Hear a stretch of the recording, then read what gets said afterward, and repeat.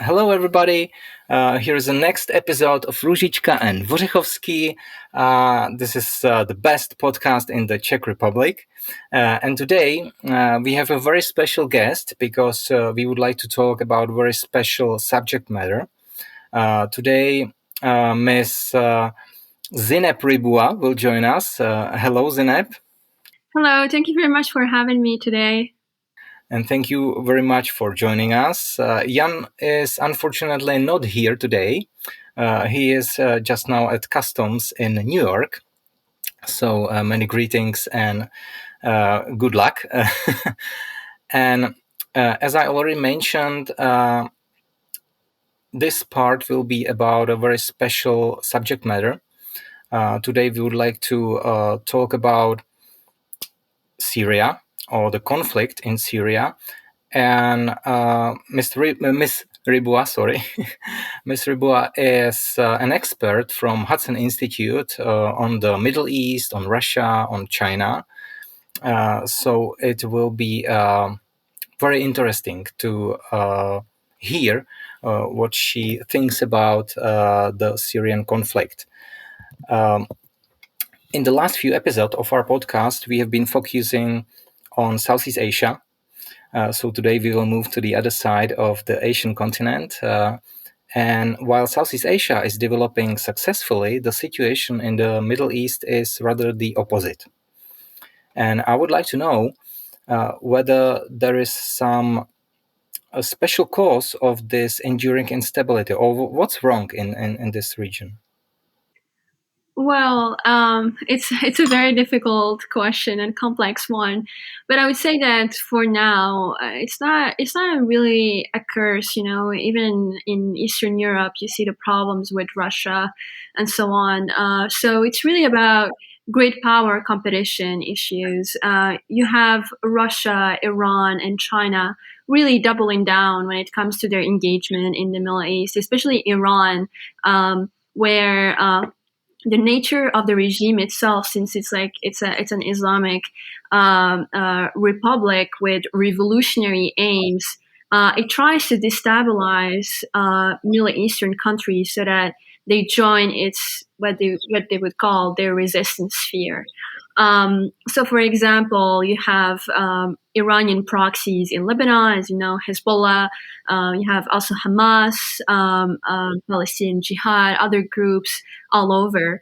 And what they try to achieve is, first of all, to weaken the United States posture. For example, what is happening in Yemen, where you have the Houthis, who are an Iranian proxy. What they did for like a year now is really to push towards weakening and undermining U.S. posture in the Red Sea. But by doing that, they're not just undermining U.S. posture, they're also making it difficult for U.S. allies who rely on the Red Sea, for example, Egypt, Sudan, Saudi Arabia.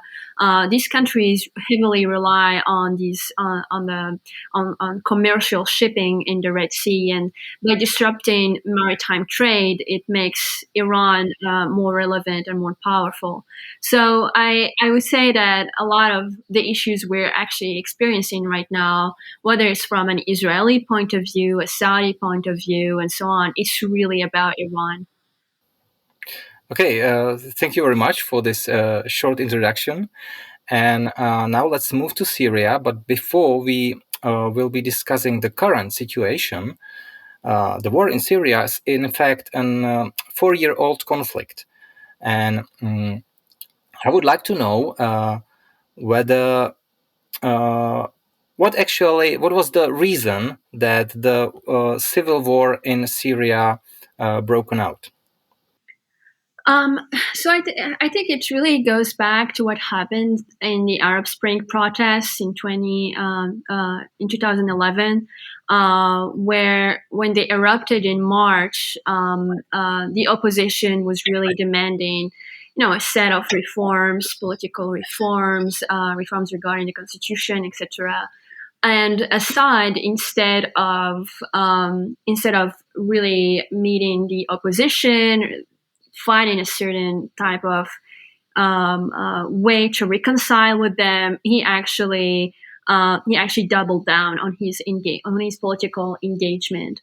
So it really escalated in a full civil war by 2012, and that's where, of course, in civil wars there are always different factions that rise, and so that's where you got the Free Syrian Army, the Hayat Tahrir Assad, which is HTS, and other groups that emerged. Their main goal was really to end the Assad regime. But of course, Assad reached out to his allies, which were Iran and Russia. They helped him not just with weapons, but also with political support. Especially Russia was really crucial in that, given that they helped Assad capture several cities. Aleppo, that actually rebels captured a few days ago, was one of the main cities that the Russians captured in 2016. So really, there were really two shows that happened at the same time. There was the Assad regime trying to maintain its power as much as possible. There were also the fact that, and that's where the United States saw it as a direct threat. Because of the civil war, the different factions rising, and at the time there was ISIS as well. The United States intervened by building a certain type of coalition against ISIS, and that's where you have Kurdish-led groups, especially the PKK, being part of this coalition. And today they are on the side of fighting against the opposition and the other rebels that want to topple Assad. So I think this is, I'm really given like a very brief summary. There are many things I have not mentioned, but I would say that the big problem that since 2016 really was that there was not a push from the United States to hold Assad accountable, because let's not forget about all the chemical weapons he used. He mobilized against his own population. All of the strikes he ordered against civilians. He targeted hospitals across the country, which led to one of the biggest displacement and refugee crisis of the 2 decades. So yeah, this is really, I think, in general, the background. What is happening today is, however, is really a continuation of that. And I really would like to quote the foreign minister of Turkey, because he said something that I found interesting. He basically said that what is happening is really a continuation. He said, at the point we have reached, the reason for widespread clashes starting again in Syria is that interlinked problems that have not been resolved for more than 13 years. So I think Minister Fidan is really correct on that, because Assad, even after assuring the fact that he's now the powerful guy in Damascus, he did not try to reconcile not only with his opposition but also with his neighbors. Turkey had this big problem of and it's also a domestic problem with Turkey. The PKK on its borders has always been an issue. It's an existential issue for Turkey, because the PKK really wants to establish, what they would call a Kurdish state. This is the first one. The second one is that the question of Syrian refugees in Turkey is a very crucial one. Erdogan tried to reach out several times to Assad. We need to find a solution. Tell us what we need to do. Let's find a way. Assad was always really being stubborn about it. Didn't want to give any type of concessions. And especially given that Iran was very much powerful in terms of supplying disruptive military capabilities, being capable of producing drones. Russia as well, being really behind Assad and backing him. It made Assad feel that he was powerful, basically. And I think this is the biggest mistake he made because Turkey, because of the strategic geographical location there, and also because of the fact that they have groups inside Syria that they back and that act as a proxy, are capable of not just reversing the balance of power in their favor, but completely reshaping the dynamics.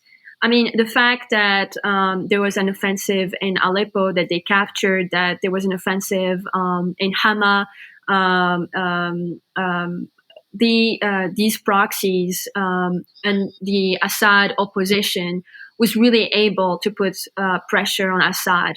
Uh, I think there were, I think, two ways to see it. That they're either trying to put pressure on Assad to negotiate more, or that they're actually really trying to topple him. And I think this is what HTS is trying to do. Okay, I promise we will come back to this dynamics or the current situation because it's the subject matter what we want to talk about today. But first of all, for me personally, the situation in this country is quite unclear, and I really have a hard time understanding who is fighting against whom. This is really very complicated. Could you explain or introduce us? You have already mentioned some factions, but I don't know what factions is a body with other factions and who is fighting against whom. Could you explain us the basic structure of the parties in this conflict? Yeah, so basically, there are two main groups right now that captured Aleppo, and they are on the offensive in Hama in Syria. The first one is HTS, which I mentioned. It's the Hayat Tahrir al-Sham, the Organization for the Liberation of the Levant. They actually were part of an Al Qaeda group, but they split away from it. They realized that they no longer want to support global jihad, but that they really want to get Iran out of Syria, and they do want to hold Assad accountable. The second faction that is in the opposition, like with HTS, is the Syrian National Army, and they do receive heavy backing from Turkey. Um, they are especially more, they are of course interested in holding Assad accountable, but they really are more focused on countering the PKK, which they see as a primary enemy in that regard. And then of course you have the Assad regime, different factions. But what is important to keep in mind when it comes to the Assad regime is that it's not just the army or the guard, but it's also Iran aligned militias that are coming, that they are not just based in Syria, they're also coming from Iraq. This is something that was reported yesterday, that Iran is actually sending militias from Iraq to help Assad. And of course, the Russians, through Wagner, but also through other groups, are involved in helping Assad. So this is like a very brief explainer. Yeah, thank you very much. It's very helping. Uh, um, but when I hear it, I'm unable to imagine what party is the good one. Is there any good? Is there any good one party in this conflict? I it's funny. I always have this discussion with friends and also with colleagues, and there is a quote that I love by Raymond Aron, which is he's a French intellectual, and he said that in politics, the we don't in politics it's not about choosing between the bad and the evil. It's really about choosing between the preferable and the detestable. The preferable here is really the Assad opposition. Why? For three main reasons. The first one is that Assad, even after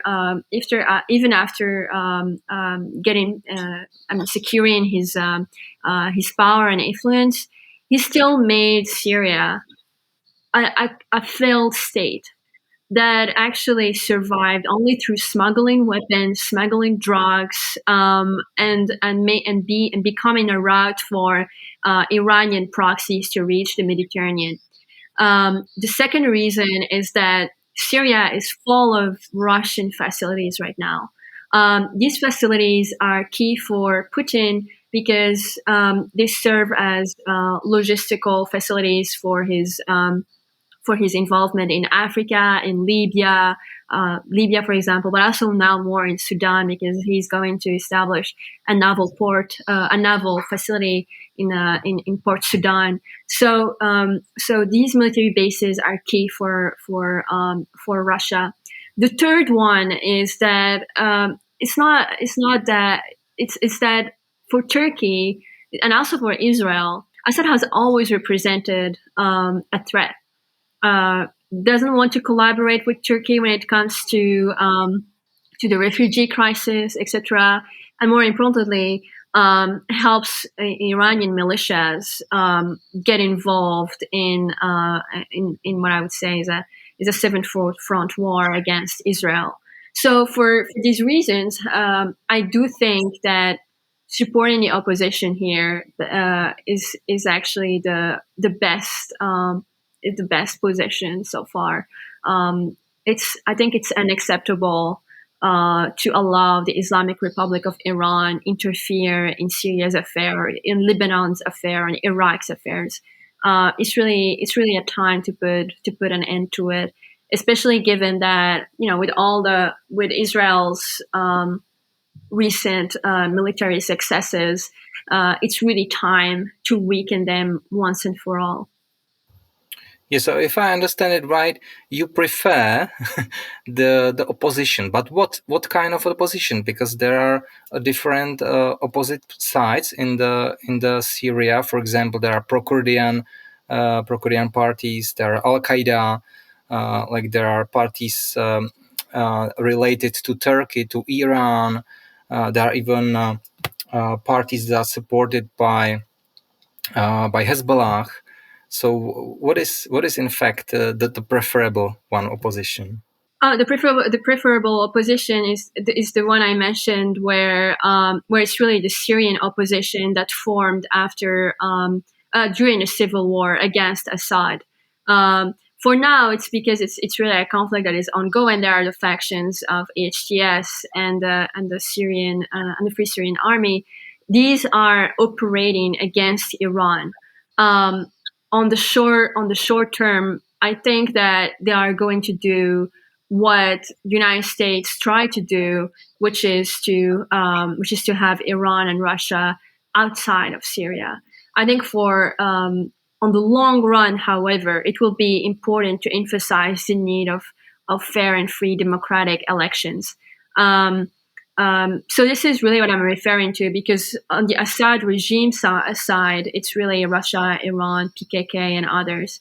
Um, I think it's not. It's not as.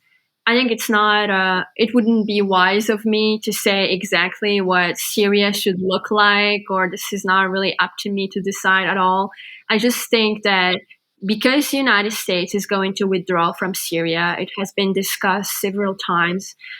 Because the United States has no interest of having Iran as strong as it is right now. The all the arrows point that this is exactly how it should be dealt with. That actually Turkish proxies and also the opposition are going to weaken them. So yeah, I think also a lot of what is happening today is really inevitable. It was going to happen. The United States was going to withdraw. Turks would see were were prepared for it. They knew that they would have to tackle the PKK sooner or later. So yeah, I think this is the best way to actually approach it. But Yeah, understand. When you're talking about United States and Turkey, it's very interesting to mention that both countries are parts of NATO. So how do you see it is possible that these both countries can cooperate in NATO? And but if I understand it right, in this conflict they are opposite in the opposition. yeah, I think this goes back to the Obama strategy, where Barack Obama he turned to the YPG, which is also really a part of the PKK, to fight against ISIS. But and they knew at the time that the arrangement was really transactional and temporary. That even if they fight against ISIS, they would never actually really get a state. Not because actually it's also unrealistic especially given that Turkey would have never really allowed it. Um, so I think for the United States it will be very important to find a way to reconcile with Turkey regarding the PKK, because at the end of the day, the American interest is really about not having Iran spread its tentacles across the Middle East. Turkey provides a natural counterbalance to that. And you can see it by supporting Azerbaijan, which helps Israel. You can also even see it with the Ukraine war, where Turkey was really important in building the southern gas corridor, that helped countries such as Bulgaria, Georgia, and Italy to get some sort of energy security. And this is something that the European Commission president has emphasized. Turkey is also very important when it comes to the Black Sea, and not having Russia dominated. And finally, Turkey has been very important when it comes to supplying drones to Ukraine. Um, so for these reasons, I do think that there are shared interests. Um, of course, Turkey is trying to assert its dominance, its influence in the Middle East, in North Africa as well. But yet, at the end of the day, we have to ask the question, where, and we have to be honest. The United States and France and other countries are no longer the big players in North Africa, for example. Turkey is, for example, in Libya. Um, for the same, and also in the Middle East, there is a vacuum that was going to be filled, and when the worst scenario is to have Russia, Iran, and also to some extent China getting involved. It's preferable to have a US partner and a NATO ally fill the vacuum, because at least you have shared values, shared interests when it comes to how to deal with things. Um, so yeah, I think this is really how I see it. It's not going to be perfect, but at least it's not Iran threatening you every single day with unleashing proxies. Yeah, of course. When you are talking about Turkey's interests, not only in this region but in the northern Africa, uh, uh, what is your opinion on the when you look at the current dynamics of the conflict in Syria? Do you think that Turkey is really afraid of any migration wave from Syria now? Now I think they are. It's quite the contrary. I think what they believe is that the military successes that they are achieving are actually going to help Syrians go back to their homes, especially in the north. They are trying to make it as secure as possible for them to return. But of course, there is always, a risk when these type of military operations take place. I just think that given how it's going, where Aleppo is basically captured in less than 4 days, things are going exactly as planned, I would say, for the Turkish proxies in Syria. Um, but yeah, I think there's a huge risk, but the um, the um, the outcome that I believe they hope for is to at least have them back in their home to their homes. Thank you. Let's talk about Russia for a while, because Russia was a key player from the beginning, and you have been already talking about their facilities in Syria, so how important the country is for Russia. But how important is the war in Ukraine for the stability of the Assad regime? Because Russia cannot fully support the Syrian regime now, at least as I'm persuaded. Yeah, I think Putin really. Um, I don't know if was not prepared for this would be the right sentence, but I do think that the option of having Putin, getting involved with the same intense involvement that we saw in 2016, I don't think it's an option for Assad. Um, I think I saw some reports today that even the Russians are evacuating their facilities from Tartars. So I do think that they have that they are also concerned for their own security right now. They also do not really want to put a lot of effort into something that might not concretize, and for good reasons. I mean, Russia is really overwhelmed with the different operations it is conducting. It's not just in Ukraine, but it's also in Africa.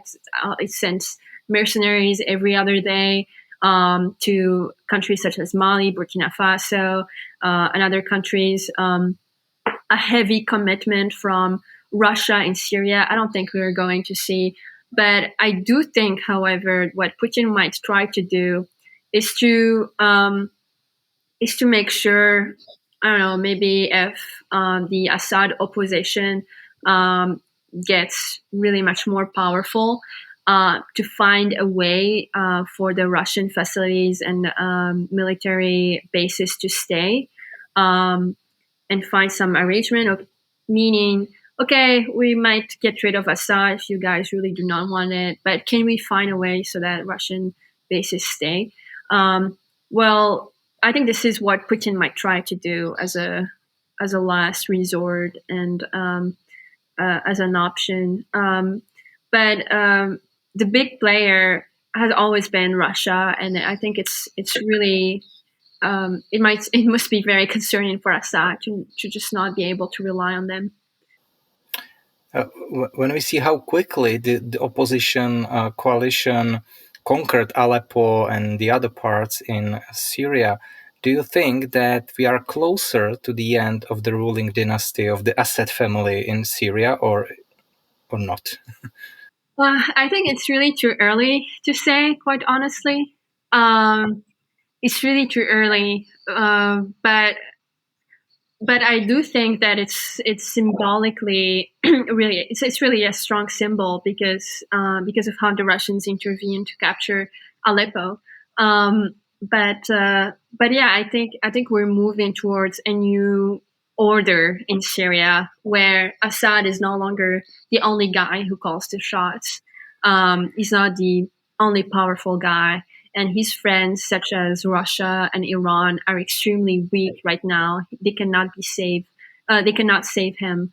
So I think that's the best way to really say it, that we're moving towards a new order.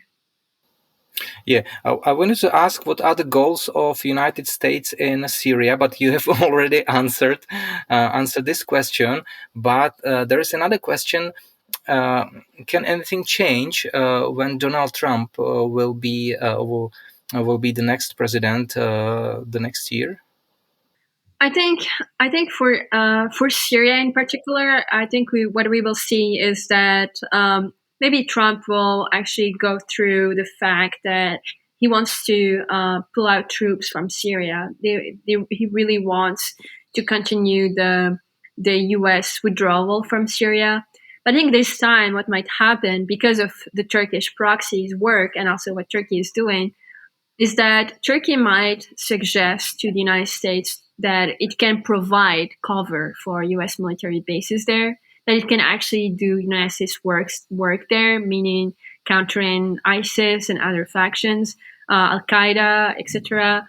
Um, Provided that United States no longer considers the PKK a major partner. I think this is what we're going towards. Um, um, More importantly, so this is for the Syria part, but in general, the return of the Trump administration is also the return of maximum pressure on Iran. Iran is already weak militarily, but also politically, even socially. They have huge domestic issues.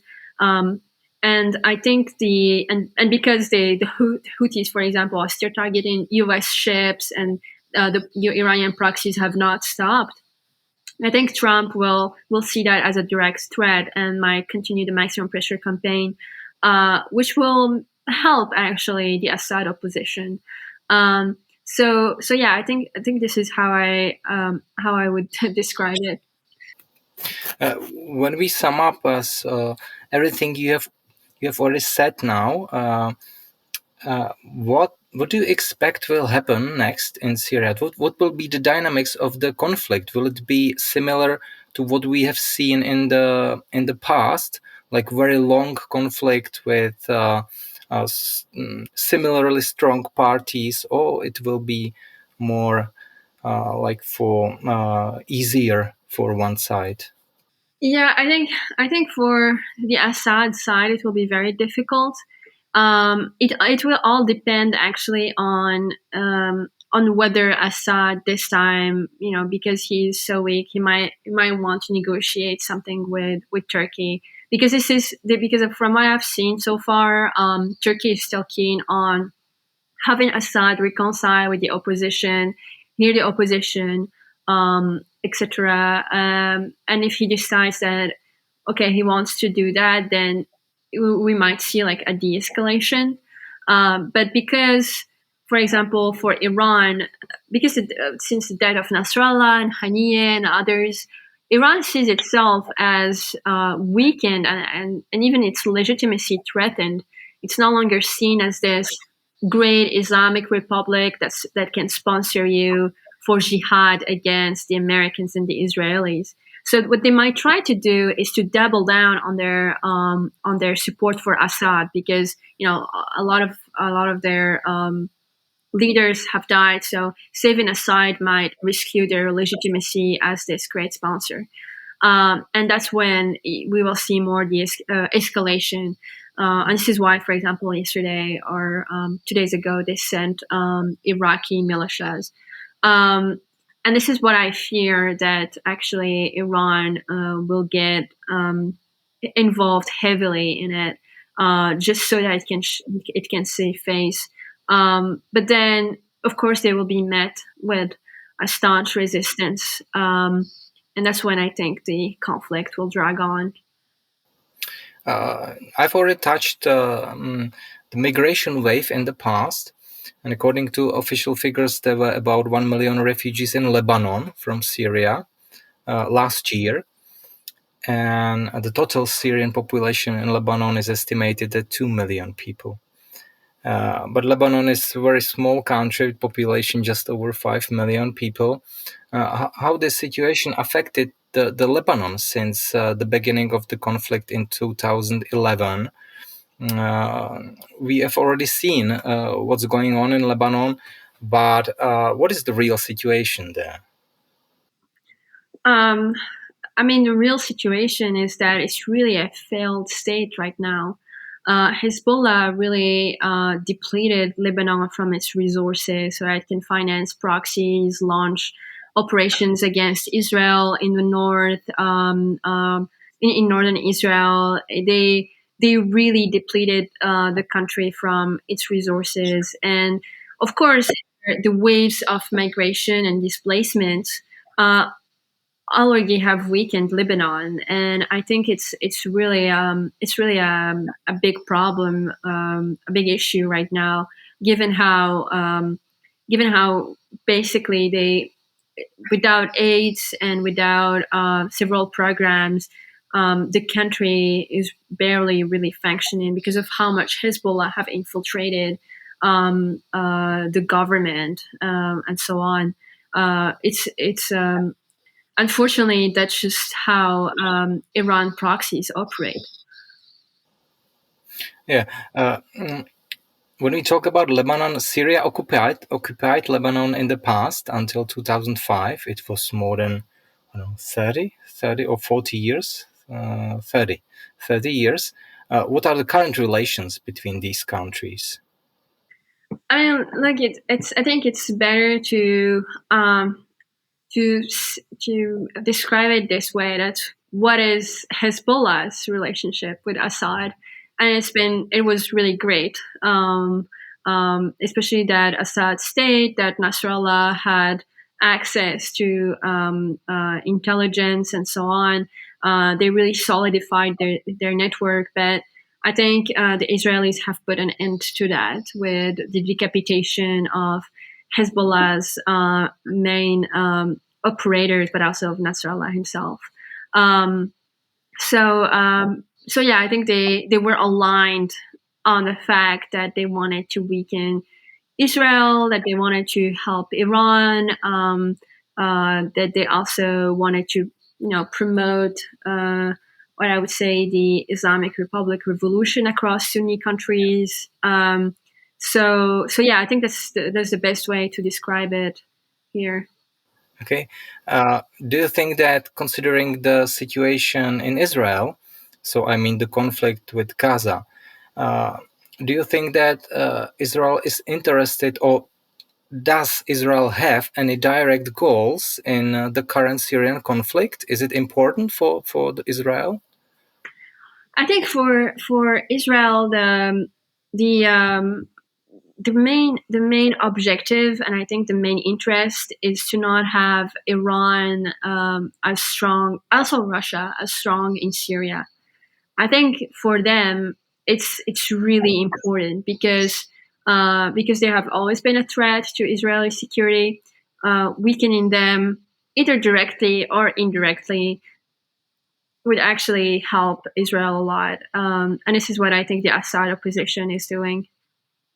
Actually, it's sorry, but it's actually a very interesting question because I saw, for example, some Islamic Republic, Twitter accounts and bots, etc., basically saying that AHTS, which is the group I mentioned, and also the Turkish proxies in Syria, they are Zionist groups.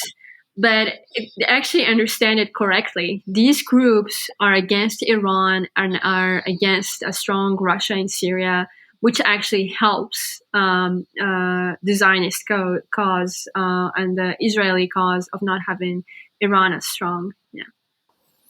Yeah, I forget to mention that the regime in Syria, at least outwardly, and doesn't resemble any other regimes in the Middle East where religion plays a key role.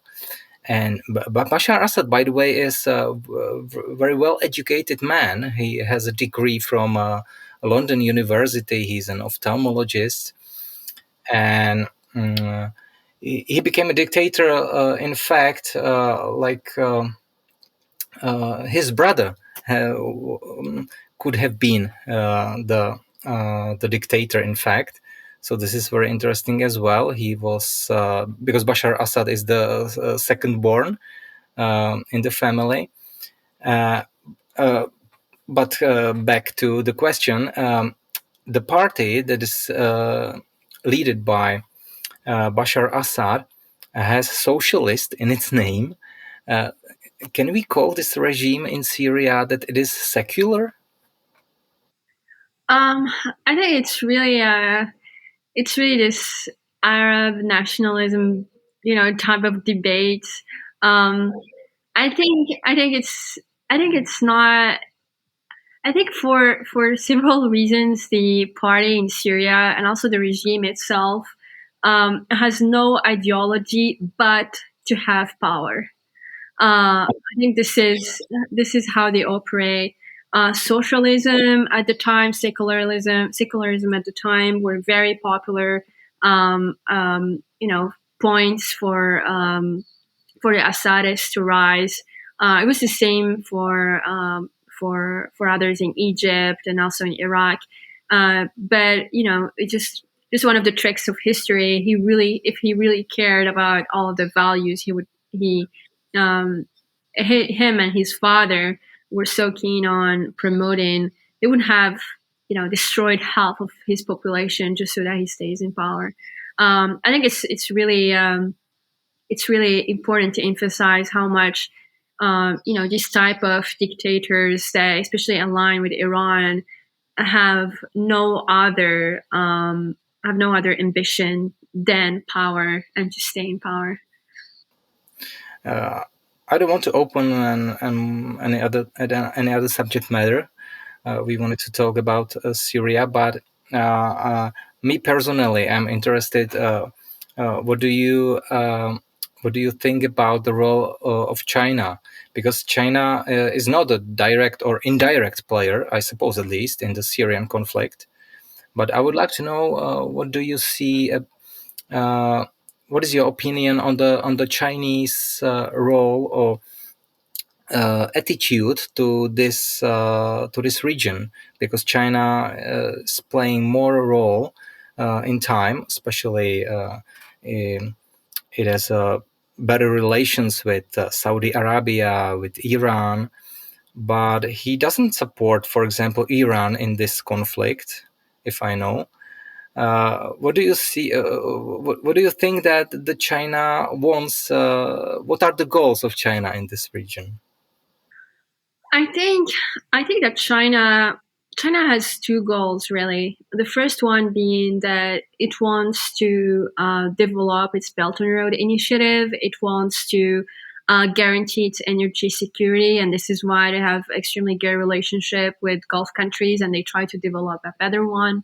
The second goal is to really undermine U.S. presence in the Middle East, and this is where I do think that they support Iran, precisely because they do buy illicitly and illegally oil from Iran, which and all the funds that they get, Iran uses to actually support its proxies.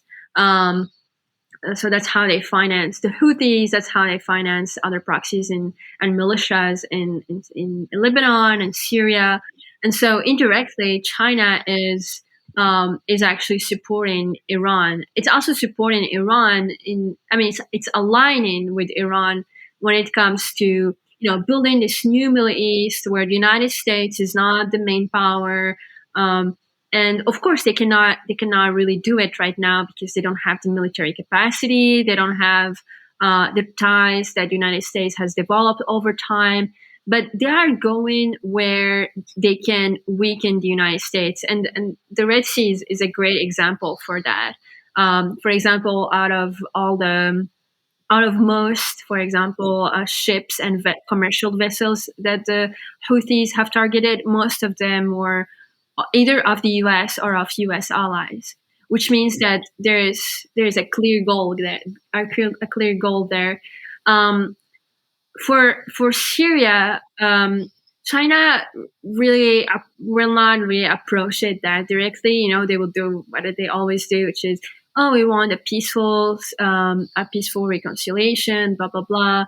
But at the same time, it is helping Russia evade sanctions. It is helping Iran um, um, uh, uh, politically, but also, as I mentioned, indirectly. Um, and this is where I think the United States should really pay close attention to China in the Middle East, but also in North Africa in general. What they do is really, as I said, whenever there is a vacuum, another power will try to fill it, and China is really trying to do that in several cases. And I think the United States, thankfully, has allies who can counter that. And do you think that the United States can strengthen their position now in the Middle East when you are talking about the rising power of China in this region? So I suppose that the United States see that and they should anything do with that. Yeah, so I think I am of the camp who thinks that the United States doesn't necessarily need to conduct great or big military interventions to counter China. I think it needs to see what China does, which is that China, because of its proximity to Iran and its ties to Iran, uses Iran to get closer to Gulf countries, for example, who are subject to Iran's proxies activities. For example, because Iran is close to, because China is close to Iran, it goes to these countries. Oh, hey, why don't we get a deal? I'm actually close to Iran. If they bother you, we can just call them and resolve it and solve it. But at the end of the day, Iran's objective has always been about countering the US influence and alienating US allies. And if the United States decides that it's time to actually weaken Iran once and for all, which Israel has done, which Turkey is now actually doing in Syria. Um, it actually will help the cause of countering China, since Iran will no longer be this big argument that China uses. I think it's really important to emphasize Iran and how much a weak Iran policy was used against Americans themselves. And to finish this interview, the last question is probably clear. Are you an optimist or pessimist in the Syrian conflict? And can we await something good will happen? Um, I'm not really optimistic, but I'm not really pessimistic. I do think that the good thing now is that Iran is learning geography, meaning that Iran understands that it can go to Lebanon. That Lebanon is not an extension of Iran. The same thing for Syria. The same thing for Gaza. That actually Iran and the Islamic Republic should stop having its IRGC all over the place. And this is something that I believe is very good. It's good for the security of Israel. It's good for the security of Turkey and of other allies, U.S. allies. And this is where I am optimistic. I'm also optimistic about the fact that because Russia to invade Ukraine needs so much weapons and so much ammunition and needs all of the resources it gets from gold mines in Africa and relies on the Syria military facilities. It's actually what is happening is weakening Russia right now, and I hope that Ukrainians are taking notes because because the great project of Putin, which has been an anti-NATO project of not just Eastern Europe but also all of the NATO southern flank. That's why he was in Syria. That's how he was in Libya and other countries. He really wanted to weaken NATO by being there. So I think this is good news. I believe. What I am pessimistic about is that it can really derive into a big civil war, where Assad really uses his whole uses Iran proxies and others, and it can turn very bloody. And I hope that will not happen because I believe that Syrians really deserve going back to their country. Okay, that was a great end. Thank you very much for joining us. It was very helpful, and I'm now much wiser. I know a lot about this region. Thank you. Well, thank you very much for having me. I really appreciate the time and discussing these things. Okay, thank you very much, and goodbye.